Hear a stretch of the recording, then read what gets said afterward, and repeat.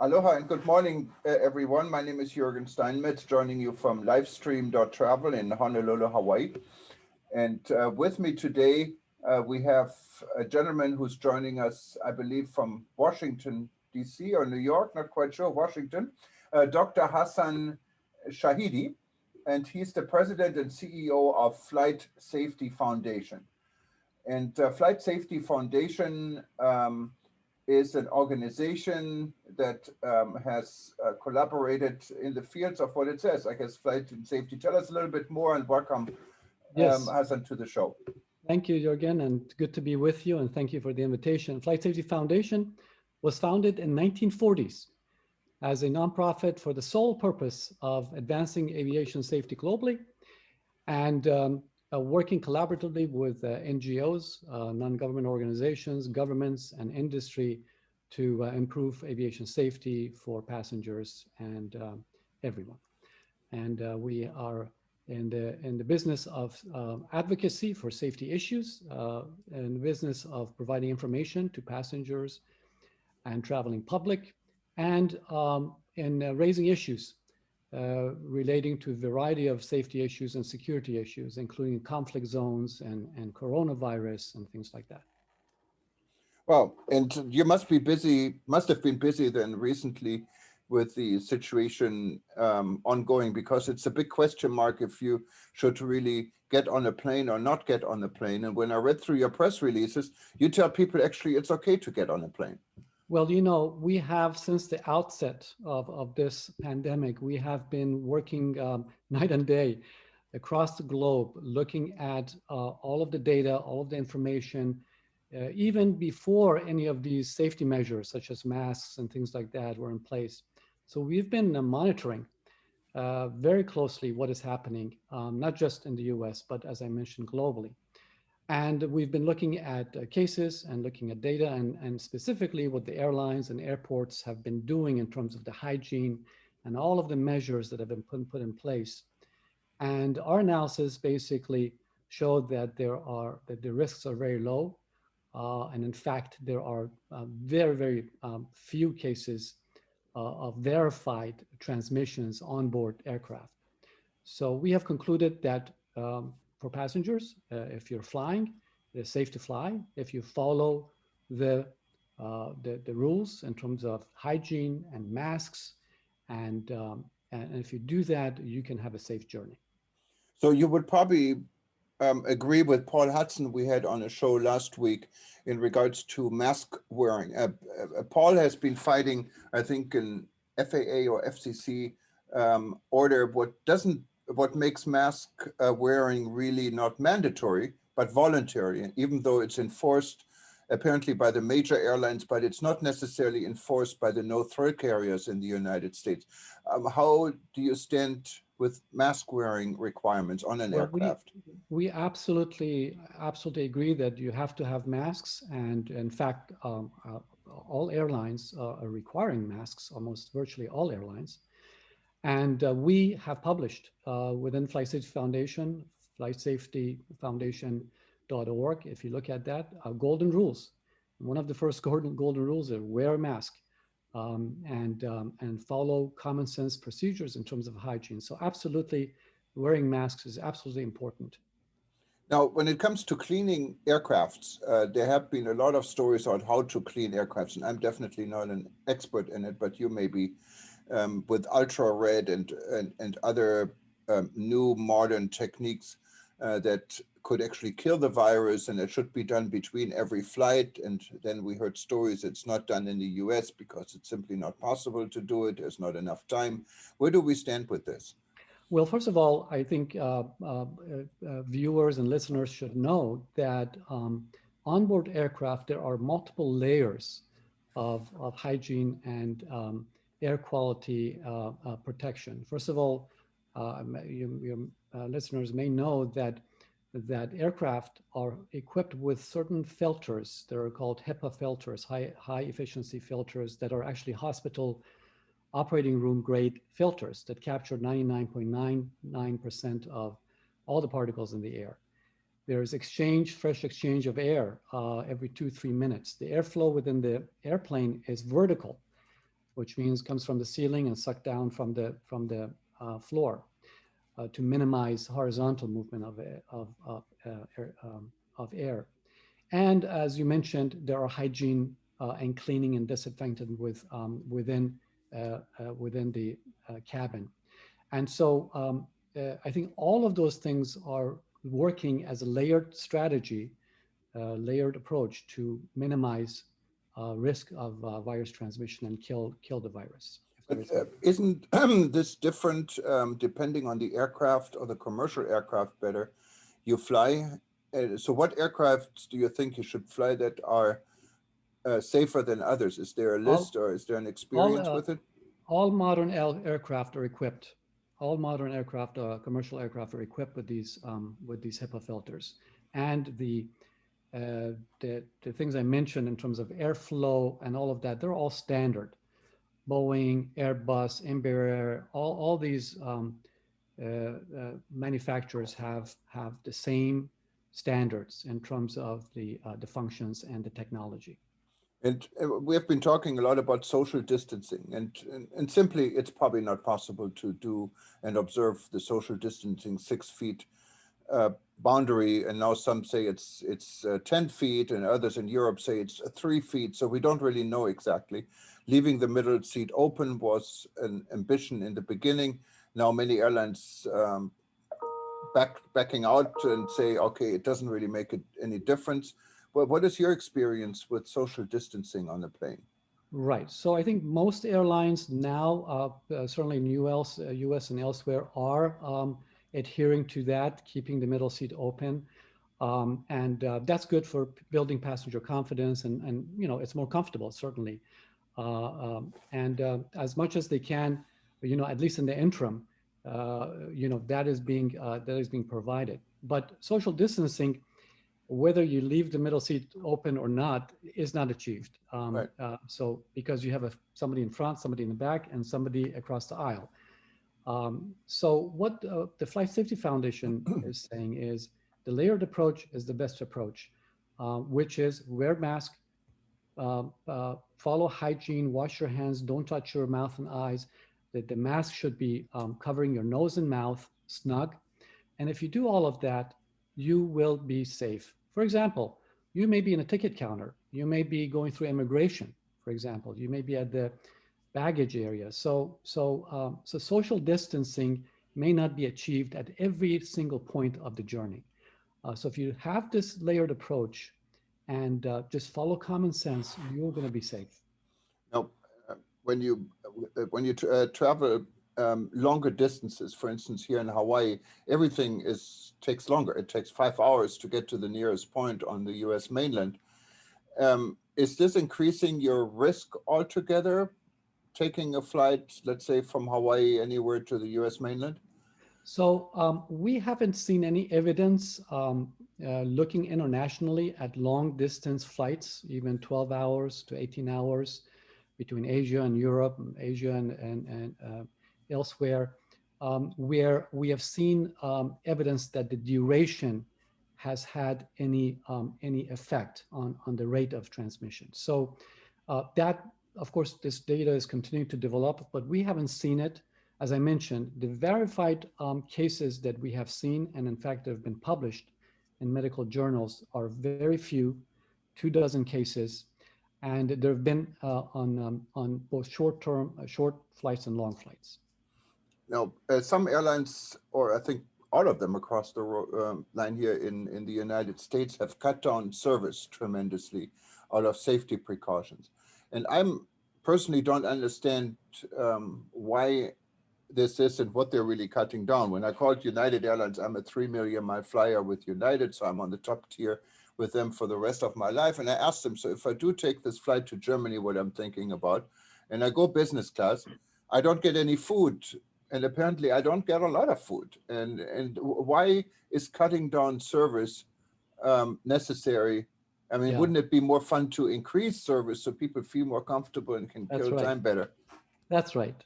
No, you're right. And I think what basically it boils down to is minimizing movement within the cabin. That's really what it boils down to. Well, as you know, by the way, the airline crew, flight attendants are tested on a regular basis. And in fact, their testing shows that they are a fraction, their transmission or their transmission virus having the corona is a fraction of general population. So we know that they are safe. But it's basically minimizing any movement, within the cabin, and you will see that, the food is on, the drinks and snacks are on your chair when you go, and so they don't have to come and service you. And in the interim, to get passenger confidence back up, I think that's good policy, and we'll just have to wait for better days when the vaccine is with us to get some good service. And thank you. And there seemed to have been quite a different, and some people say more advanced approach in, for instance, in the Gulf region with Emirates, when they relaunched flights. I know the first flights they had was from Dubai to Tunisia. They're advertised where everyone needed to get tested, and they get tested 10 minutes. It takes 10 minutes, and they do it like an hour or so before the flight. So everyone is, let's say there's 68% accuracy. So 68% is the chance that no one has any of the viruses. So if Emirates can do this, and they apparently also mandate different cleaning policies than what we see in the United States. And this is the same with Etihad, with Qatar Airways, and many of the carriers in the Gulf region. Why can't we live up to that standard? So there are right now no international standards. There are different tests that are being offered by different airlines and different countries. What it boils down to is really that the purpose of the tests is certainly if you can do that kind of test everywhere for 1.2 billion passengers that flew since January globally, of course it would be ideal, but practically speaking in terms of cost and many things is not practical, it's not possible at the moment. But testing technology is rapidly advancing. As you know, you've seen the different news. There are different tests that are being done now, which within 5 minutes, 10 minutes, 15 minutes, you're able to get the results. There are antibody tests, antigen tests, and viral tests that are being done, and they have different accuracy levels. And the real purpose behind those tests is really dealing with this quarantine requirements, as Hawaii has 14 days. If you come in, you have to go to a room and for 14 days basically quarantine. Well, if you have a test that shows you are virus free, then you're able to do your business, visit your loved ones, or go about your business with your vacation. So right now, what is happening globally, and the foundation is involved in that, and has called for countries and governments to work together to come up with a rapid, scalable testing standard can be administered so that the passenger can take that and go to the destination and not go into quarantine. And that's definitely a good idea. And you mentioned Hawaii, and it's here locally a big discussion also in our local news edition, Hawaii News Online, where we're probably going to link this podcast to, since we're now talking about Hawaii. Hawaii is supposed to be opening on October 15th. Yes. We have been locked down here. I have not traveled anywhere since March when I got back from Germany from a non-existing Berlin ITB. And I have to say it is heartbreaking, and it's sad for someone like me who lived here for 30 some years, more than half of my life. When you go to Kalakaua Avenue in Waikiki, what is usually buzzing with people from all over the world at any time, and you can literally sleep in the middle of the of Kalakaua Road, and probably no one would disturb you. So Yes. tourism is a major income factor in many destinations. Hawaii is definitely one of them.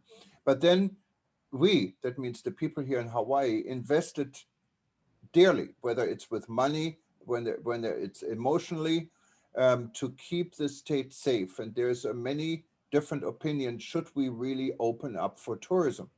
Now, the latest discussion, after it's already decided that we are trying to have the pre-testing, allowing people from the US mainland to come here without going through the quarantine, that there should actually be two tests. The island of Hawaii, known as the Big Island, is not participating in the pre-testing program now. The mayor decided it's not the time yet. So when you travel to the Big Island and you want to see the volcano or go to Kona, you still have to stay in your hotel room for 2 weeks. Now, Mhm. the mayor of Kauai said they already purchased 15,000 of the follow-up testing kits, and the governor said, "Oh, no, no, no, we cannot do that." So they're fighting. Maui, they're so frustrated that the mayor said, "We're just recommending for every tourist to get a second test." What is unrealistic. A tourist, once they get here, they want to go to the beach and not getting another test.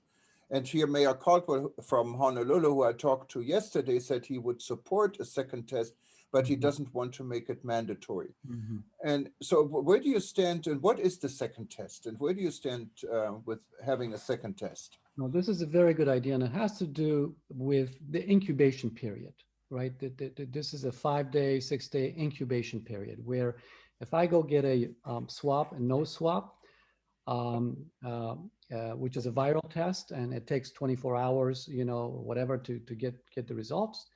Well, from the time I get the test to the time I go to the ticket counter and get on the plane, we don't know what has happened. So I understand the concern about the passenger having been in that asymptomatic incubation period, right, where it's not very clear whether this passenger has actually the virus or not. But certainly those viral tests are very highly accurate. If you have it, it will show that you have this virus, 95% accuracy. So that's very good.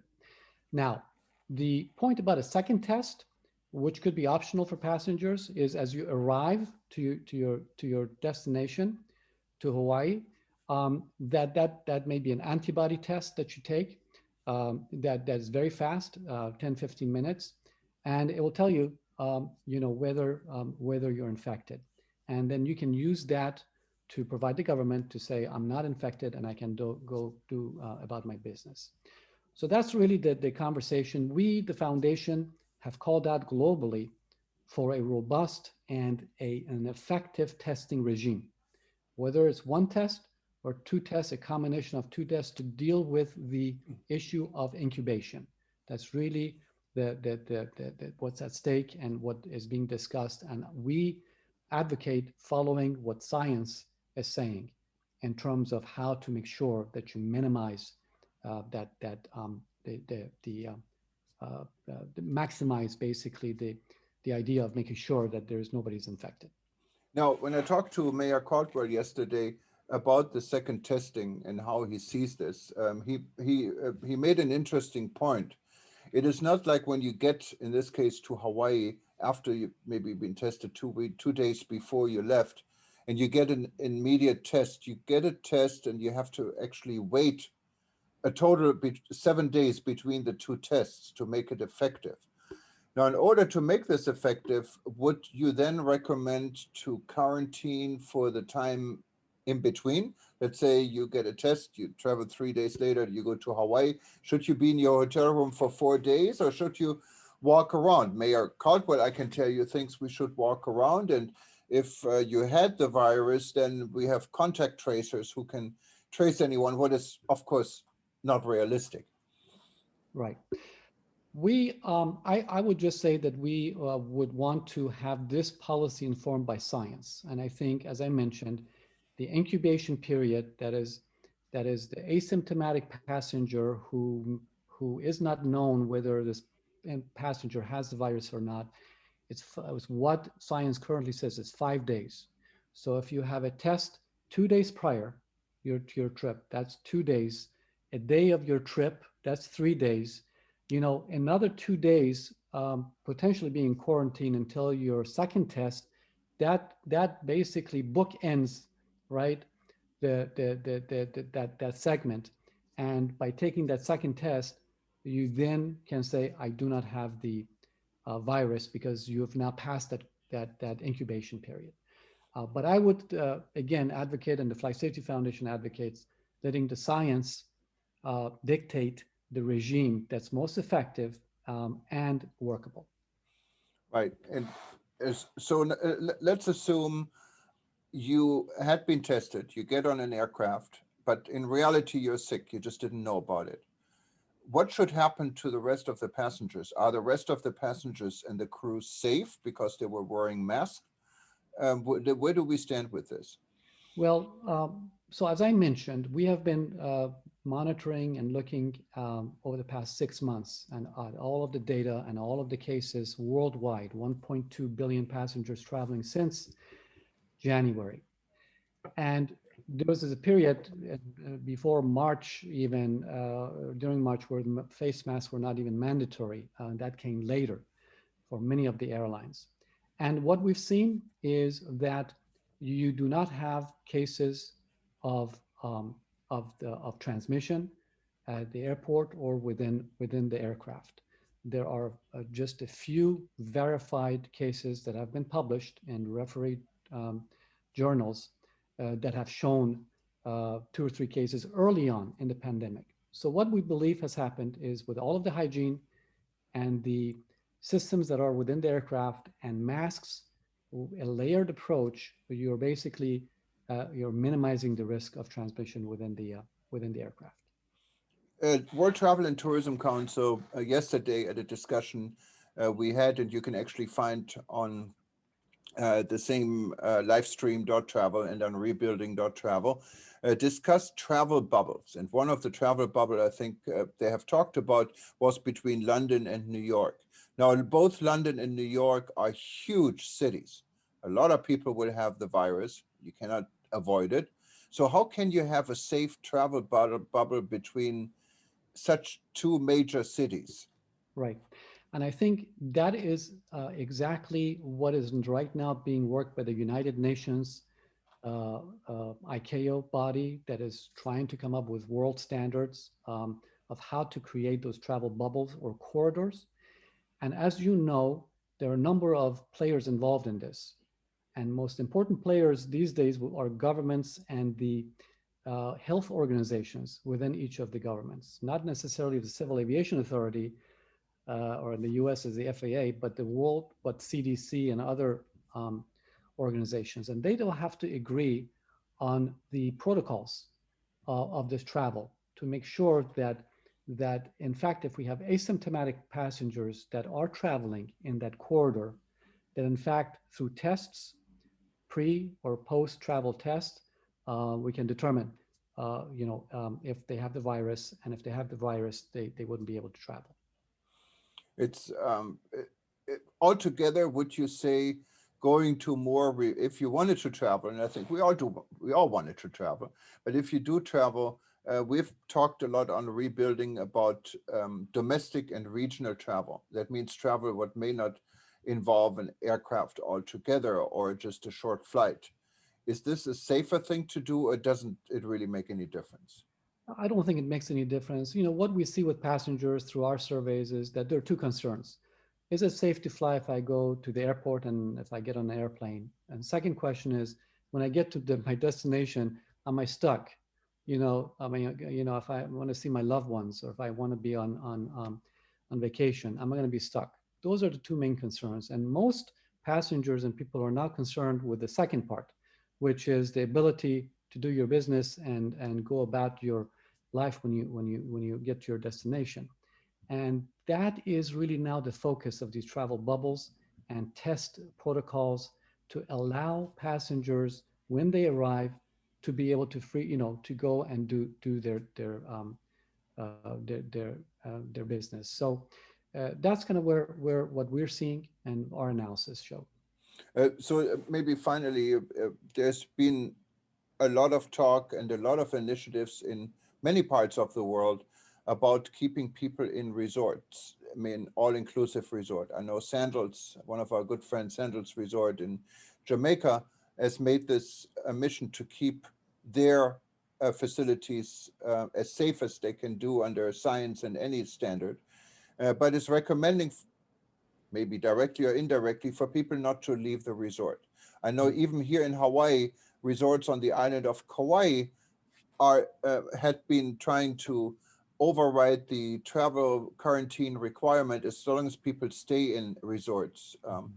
Going into Amman, Jordan, that has been tried with Aqaba as a resort city, and the Seychelles even goes a step further when people are infected and they get tested in a resort, they have other resorts where these infected people can actually stay together and still enjoy their vacation. What do you think about all of this?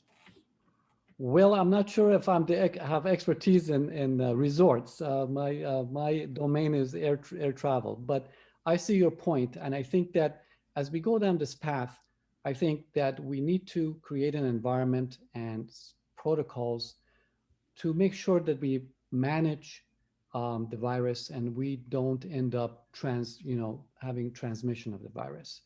And there are different strategies in which you can achieve that. And what we want to do is do it in such a way that it's not a burden, and it's informed by science, and it's informed by practical ways in which you could ensure that if you have an asymptomatic, traveler, that traveler is known. We have contact tracing, and we're able to isolate that individual and keep the remaining of the traveler safe. Thank you so much. And this was quite a fascinating lesson you gave everyone. So what's your final advice? What do you want people to know?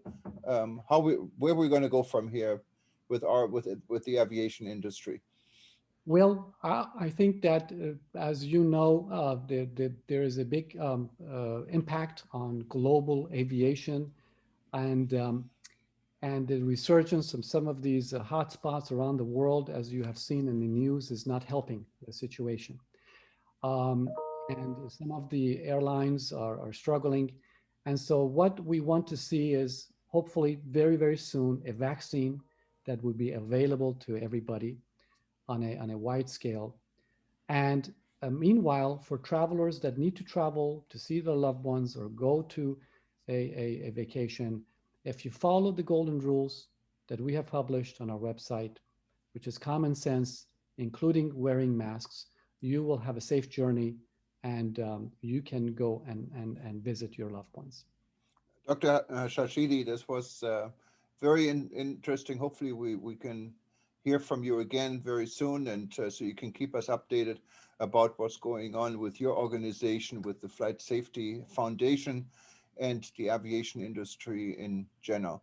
Thank you very much, and we say mahalo uh, from here, and hopefully we'll be in touch. Mahalo as well. Okay, so I cut this off, but so we're off. Thank you so much. I appreciate it. Sure. And hopefully, yeah, take a look at rebuilding.travel. Maybe Okay. it's something one of your team members, if you don't have time, but anyone could join. I think it's Sure. good to continue this discussion. Absolutely. Was this informative? I mean, it was. Yeah, I think it was very good, and Okay. I think we can also. That's why I brought Hawaii in. So we have a local edition. Many people don't know about. It's called Hawaii News Online. So I'm going Ah, to put it on there too, and then it's good for our global edition good. and for the podcast. So it fits into all of this. What we could actually do with rebuilding, we have Zoom sessions. They're active. They're Q&As. Where we have people from all over the world. We have 120 countries now on board are participating. And maybe we can. We had aviation a number of times. Maybe we can have you as a guest. We had a really good Sure. session with VJ Yes. from Singapore before, and what you're bringing to the table is quite Yeah. different. So We have our own event coming up in a couple of weeks, the 73rd um, International Aviation Safety Summit. okay, A big part of it, of course, is focused on the situation right now. We have the Secretary General of KO, United Nations, giving opening remarks, and it's over 4 days, four time zones, and um, and so right now we're focused on producing that, right, and right. we have a panel from medical doctors from around the world that are actually going to be there discussing the current research and what we know. Yeah, and So, if you join rebuilding.travel, we'd be happy to put it on our event calendar also, so our oh, people know about it. I don't know if it's public or closed to your members, whatever it is. Yeah, it's public, but you have to register for it. But yeah, yeah, of yeah. course. Yes, yes. Okay, wonderful. Well, I really appreciate it. So hopefully we get this industry going again. I It, we're pulling, we're hoping to get this industry going and do it safely and get through this and getting tourism back up. I'd love to come back to Hawaii. I miss Waikiki. Are you in Waikiki area? I'm very close. I'm next to Ala Moana Shopping Center in Yeah. one Oh of these yeah. high rises. You can see that's Yes. actually from my window in the Yes. background. So we're very close. Do you see any surfers? Any surfers today? Well, here we don't see a lot of surfers. Here, I grew up. I mean, I mean, I lived here for 30 years, but 25 years I lived on the North Shore, very close Oh, to Waimea Bay in Popokea, and this yeah. was surfing capital. And I kind of miss it. And I just thought it was time you get older to go to civilization. So, but yeah, that was wonderful. Surfing was literally the world could fall apart. People are talking Yes. about surfing. Oh, Surfing yeah. was the most important subject, Yes. and it still is. Yes. It's a wonderful No, area. I love Hawaii, and yeah, I love to get back there. Yeah, Really. hopefully you can on the 15th. At least you can, and we see where it goes. Everyone is bracing for it. We all want Yes. tourists to come back, I but think that just don't several know. You know, airlines, Hawaiian Airline is offering that test, that optional test that I believe Hawaii right? is accepting now. Yeah, and So United also they're doing instant test in San Francisco. It's a pilot yes, program. It's exactly. $250, and people say in Hawaiian charge 160. I really don't think it's the money. When you have people spending $500 on an average hotel night here now, what is another $250 to be Yeah. safe? I couldn't imagine. Well, it's not to just to be safe. I think it's really being able to go about actually having a vacation, because otherwise Exactly. you're stuck. So you're basically saying, I'm going to spend $250. My ticket, basically you're saying my ticket is $250 more, so I can go Yes. about. That's really what it boils down to. And I believe that price is going to drop. I believe market is going to respond once governments actually accept this on a large scale. Right. I think markets will come and the industry will come and provide this at a cheaper price.